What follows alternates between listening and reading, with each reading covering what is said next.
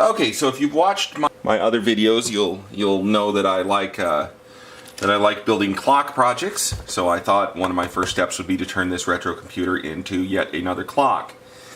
So to do that, we're going to need a real-time clock chip, which is this one right here. That is a BQ4845.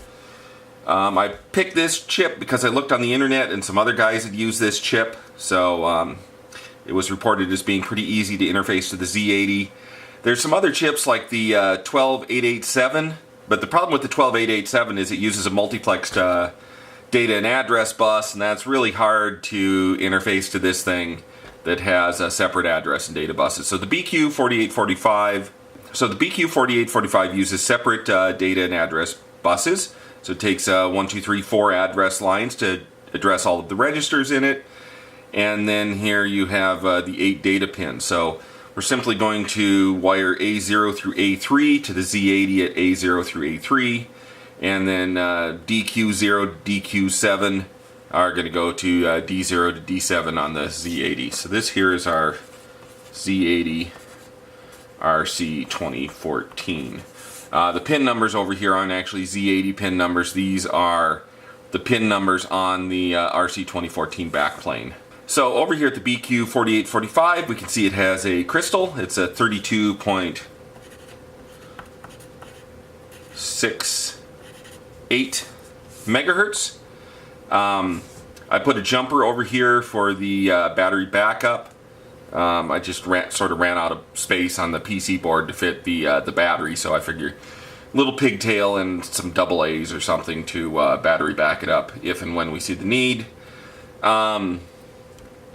Down here, to do our address decoding, I use a 74HC138N, and it's hooked up to the upper three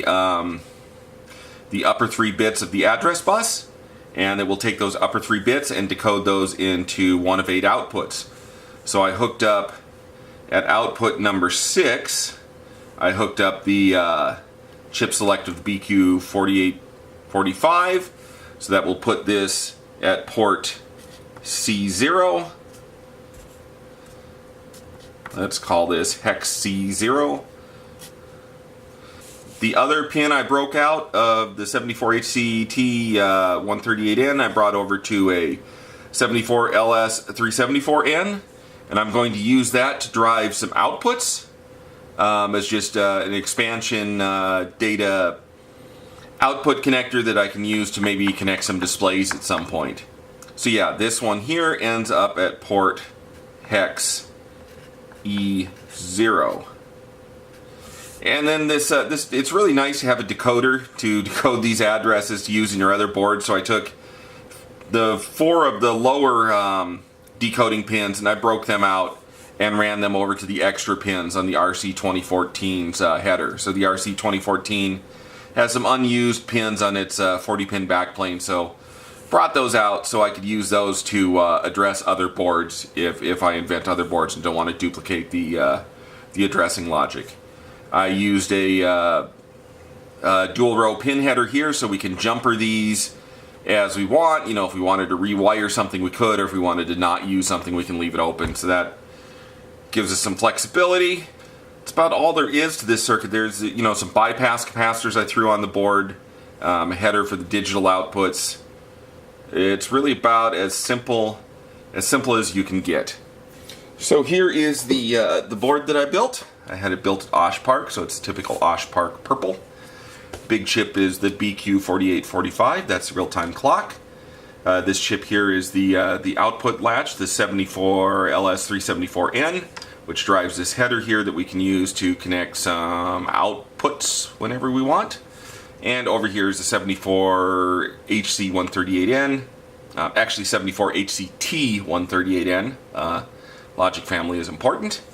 And it is our address decoding logic. So its chip selects come out to this header, which I showed you in the schematic, and I've jumpered the first 2 positions, which enable the chip selects to the output latch for the digital I/O port, and the chip select to the BQ4845. So I should mention that this the output latch and the output port, that's entirely optional. It's not necessary for a real-time clock. It's just I had the extra space on the PC board, so I figured, you know, why not throw that in here, and then I won't have to build a separate digital output board for something else. You should always be looking at that when you're designing circuit boards. If you've got some extra space, throw in another peripheral, why not? I'm going to install it in the back plane, right over here. So now that we've got it installed, we can try it out. Let me switch camera views. Okay, so let's take a quick look at the data sheet. Hope you can read it all right on the camera. So this thing has a total of 16 registers.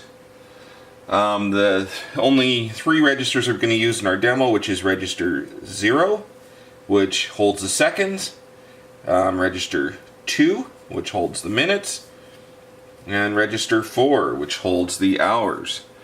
There are also registers for where are they? For days, months, years. It's got some alarm stuff. It's got some interrupt features. But for our basic demo, just keeping the time, we only need to know the seconds, minutes, and hours. These things are kind of in BCD format, so the lower 4 bits of a register will hold the seconds digit, and then the next 3 bits will hold the 10 seconds digit. Then the same thing happens with minutes, and then the same thing happens with hours. Taking a look at our program source code. It's a very simple program to do this. So up here, well, there's the remark that says who I am. The first thing is the main loop here, which simply sets in the loop that reads the clock. That is subroutine 1000, read clock. Subroutine 2000 is format time. And subroutine 3000 is set clock. So the main loop, what it does is it runs subroutine 1000, which is to read the clock. It checks and see if the seconds have changed. If the seconds have not changed, then it just loops back around to the top. If the seconds have changed, then it jumps down here to subroutine 2000. This takes the hours, minutes, and seconds and formats them into a human-readable text string and returns it in a string called $. So it returns, and then the main loop prints $.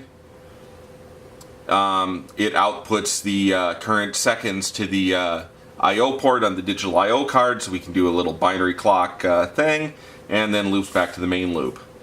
So reading the clock, that's some of the interesting part here. So the clock is sitting at hex C0.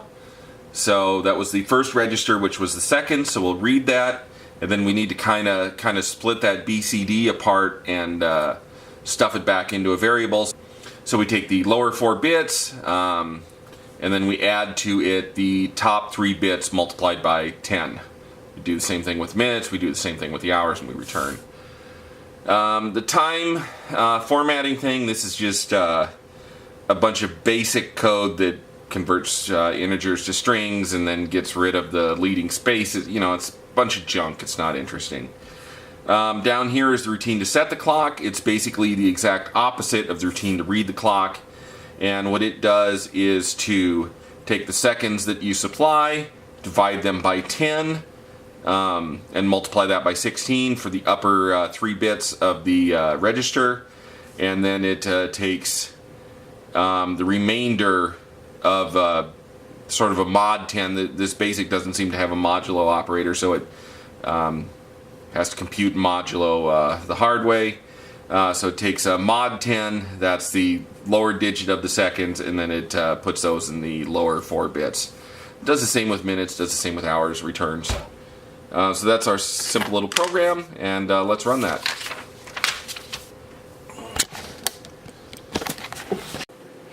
Okay, so let's first reset the computer. Okay, we reset it. Cold start the basic. I've already got the program loaded into my copy-paste buffer, so let me paste it into the terminal window. Loaded the program. Now the first thing we need to do is set our clock. Because I haven't hooked up the battery backup, it loses loses the current time every time I unplug it, but obviously once we add the battery backup, that won't be a problem. So it's currently 2:44 p.m. so hours equals 14. Minutes equals 44. Seconds equals 0. Now I've got seconds equals 0. Now I've got a subroutine at line 3000 that will set the clock. The clock is now set. Now let me run the program. And there, so we can see it's currently counting the current time, 2:44 and 10 seconds. So in addition to printing the time to the console, here in the terminal window, I'm also outputting the seconds into this output board in the I/O board. So that's giving us kind of a binary clock effect. We're seeing the seconds counted out in binary, so there's 9 seconds, 10 seconds, so on and so forth. Remembering that the least significant bit is over there, the most significant bit is over here on this display. Okay, for this next part of the video, we're going to connect some Nixie tubes up to the retro computer and turn it into a full-fledged clock. So this is one of my prototype Nixie tube display boards. This was actually from my first version of my Nixie tube calculator that was powered by a Raspberry Pi. But the nice thing about this board is that when I designed it at the time, I used plain ordinary 7400 logic to drive it, some 74 HCT 595 shift registers, and that'll make this board perfect for using with the retro computer. So over here we have the data that'll be coming in from the retro computer. We need a total of 3 control pins. There will be a serial in, a clock, and a latch bit. So that feeds into these 3 74 HCT 595N shift registers. So the serial data will go into the top one. You'll clock it for each bit to go in. These shift registers can be cascaded, so the bits will go out of this one and into that one, and then into the bottom one. When you've clocked in all 24 bits, you can clock the latch pin, and then it will latch those bits into the output registers. The output registers will then drive some 74141 Nixie tube display driver chips. Each one of these is a BCD chip, so it takes 4 bits of data, displays on one tube. That means we need 16 bits to display 4 tubes, 4 bits each. When I designed the boards, I also added some drivers for the decimal points, so there's an extra 4 bits for decimal points. Those hook into this shift register, and there's also 4 optional LEDs that you could put underneath the tubes if you wanted the tubes lit by LEDs.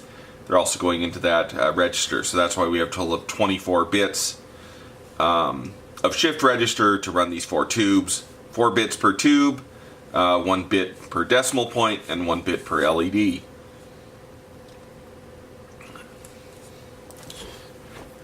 These Nixie tubes will need to be powered by about 140 volts DC, so I will be hooking up my high voltage power supply. Okay, so we're all ready to go. The Nixie tube display boards are wired up to the output port on the real-time clock board. Let me power up the RC2014. Let me switch on the power to the Nixie tube boards. You can see we've got some random digits displayed. That's just whatever the contents were of the shift registers. Let me reset the RC2014.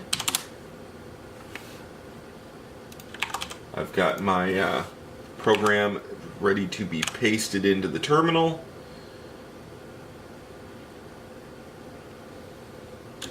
I still haven't hooked up the battery backup, so I'm going to have to manually set the time to 3:32 and 0 seconds, and then I'm going to call the subroutine to set the time. Time is set, and let me run the program.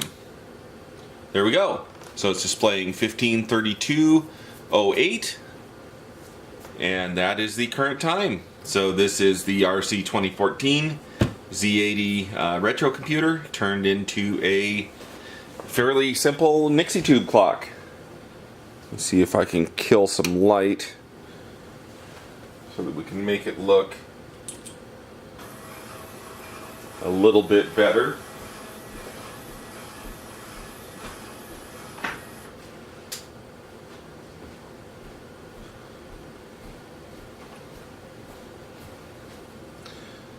There, we've darkened the room a little bit, so maybe the displays are a little bit clearer.